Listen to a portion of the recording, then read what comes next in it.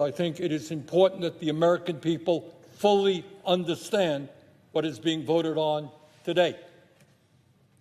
Everybody in America knows that our current health care system is broken, it is dysfunctional, it is cruel, it is by far the most expensive health care system in the world, and the only health care system of any major country that does not guarantee health care to all people as a human right, covering every man, woman, and child. We are unique in that respect. And yet tonight, what this Senate is about to do is make a horrific situation even worse. So let's be clear what this vote is about.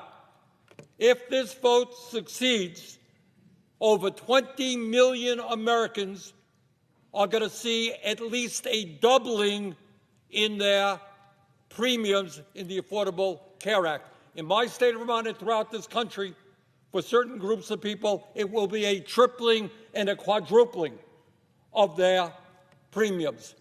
There are people who will now be paying 50% of their limited incomes for health care. Does anybody in the world think that makes sense?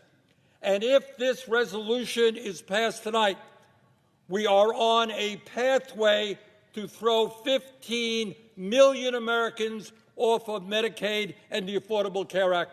15 million.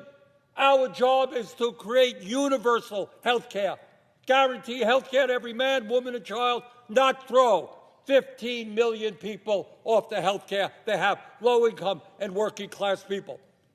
And my friends, know what you are voting on. Studies are out there that when you throw 15 million people off of health care, some 50,000 of our fellow Americans will die unnecessarily every single year.